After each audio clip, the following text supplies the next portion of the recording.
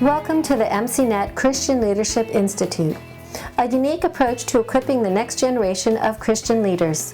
CLI is an initiative of the International Ministry Coaching Network and implements a competency-based mentorship for ministerial training. It provides a program for pastors and church leaders to train their leadership teams. This podcast series is designed to equip you in how to use the materials and implement this training within your church or organization.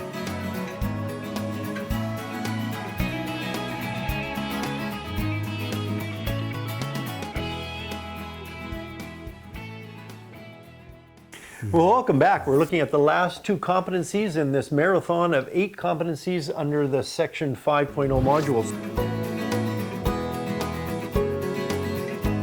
This one, the last two are really very important. Of course, they all are, but this is now a culmination of looking at resources, our strategic planning, all those matters regarding organizations and growing, and really in realizing that the long-term health of an organization is really directly related to the ability of the organization to develop its own leaders. Absolutely. I mean, instead of just having farm them all out, we have to grow our own if we're going to really grow our capacity. Yeah, because there's sort of a couple of options. We either can farm people out to be developed, and then they come back and we don't know who they are anymore. Well, they might not share our values by that point, That's right? Or if you parachute somebody in rather than developing from within, then there's that risk as well. So we really think, and I guess it's part of our values, our philosophy of ministry, is that it's always better to grow your own leaders. It's more work, takes a little more time, but the longevity and the continuity of the purpose and values of the organization. And the health of the organization, I think, is enhanced. Yeah, and it's really what we're called to do. And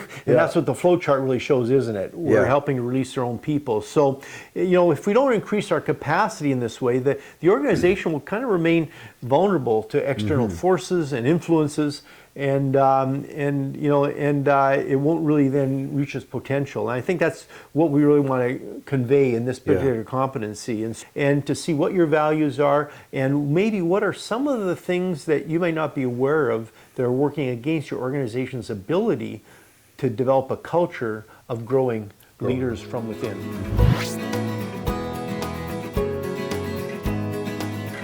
Okay, we have a couple assessments in this one. The first one is similar to the previous ones. That's right. Yeah, there's a leadership development assessment. If anything, we are consistent. We are. Painfully. At least in this module we are. Exactly.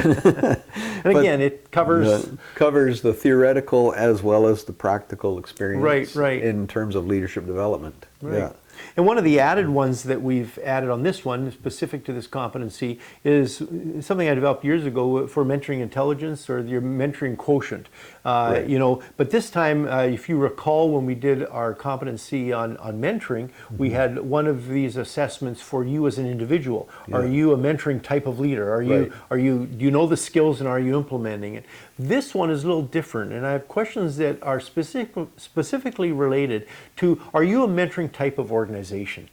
Not only do you have the values, because you might believe it. Not too many people I've taught in this say, oh, that's a dumb idea, we shouldn't be mentoring others. No, that usually doesn't happen. But as you dig down to the organization, you realize they might have a culture of throwing spears at the next generation, and not realizing it, like King Saul did in the Old Testament. And so what we do is to change how we do things, change the wineskin so that it's conducive to mentoring type of relationships. Because it's if you have a hierarchical-based, power-based leadership, it's very unlikely you're going to mentor others. That's right. Yeah. Like, why would you invest in someone and release them, see them go beyond even you, if you're a narcissistic leader? I mean, it doesn't happen too often with ego-based leaders, does it? No, it doesn't. And again, that comes from their values, right? Right, so sure. And so this is very consistent with everything else we've been talking about. So that's basically what this particular competency is, helping you increase your capacity to grow your own leadership through mentoring relationships.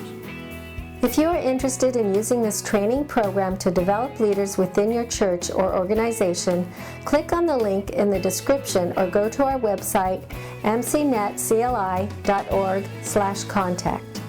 This competency mentorship is being used by both young as well as seasoned leaders. The program is currently available in English, Spanish, and Russian. By registering, you will have access to all our materials through the CLI online platform, providing you all the materials necessary to equip your leaders. Upon completion of the program, each candidate will earn an International MCNet Leadership Certificate.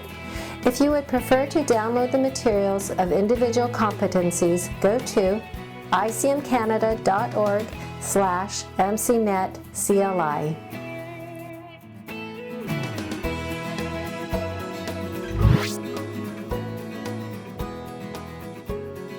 And so the readings on this one, we're looking at our Mentoring Through Intentional Relationships Guide 2.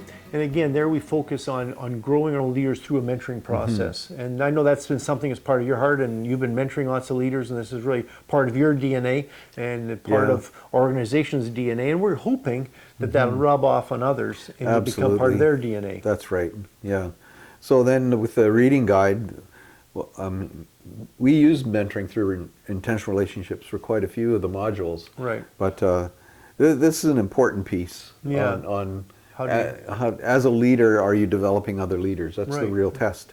And then we go into our ministry guide with developing others too. Right, which is kind of the advanced course we do for mentoring, where we cover not just you as a mentor or you as a leader, your capacity for mentoring, but as the assessments indicated, also, are you really the type of organization, have you built within the structures and the ministry models within your organization that are conducive to these type of relationships? If there's not a lot of communication back and forth among different levels of leadership, if there's a competitive versus a cooperative understanding among different ministries, all these things work against mentoring type of relationships. And so we have to be intentional to break those down. It just doesn't happen because, we want it to. We have to be intentional. And that's where change comes in, what we talked about, right? Yeah, all related subjects. Yeah, so, exactly. And so the learning activities then on this particular competency, as we mentioned earlier, we do an assessment on you as an organization. Is it conducive to mentoring type of open relationships, vulnerable relationships, upward mentor relationships, not relationships that are power-based or controlling or authoritarian. And so that assessment will help. And so once you do that assessment, you can write a summary looking at each question of what areas does your organization have to improve? And it's not just changing, like I said, the outwards. We have to look at the values and changing the real values of the organization.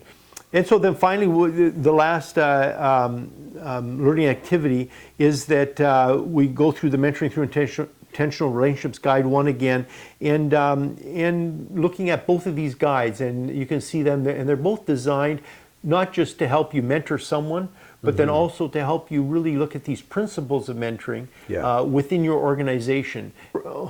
Probably can't overstate the importance of really looking at your organization to see if it's conducive to mentoring relationships. I typically have a young leader come up to me and say, and he has kind of that scared look in his eye, kind of like he's been dodging spears for the last 6 months. And he says, I tried to do this, but you know what? I just couldn't. And so, because he came up against all these barriers. It was okay in his organization. It became okay in that church to throw spears at others, for the leaders to keep others down, keep them under control, rather than releasing them into ministry. And so hopefully if you are a leader of a team or a denomination or a ministry, that you'll be able to take the principles from this competency and make some changes so that you really look through your whole church to see, are we really encouraging these type of relationships? Do we see younger generation leaders involved at every level? And so hopefully this will help you, and I know it's helped us. To learn more about this MCNet Leadership Training Program and how you can implement it with your leaders, download the free orientation guide at MCNetCLI.org. In order to register in the program, go to MCNetCLI.org/contact, or to purchase and download the CLI materials, go to icmcanada.org/MCNetCLI.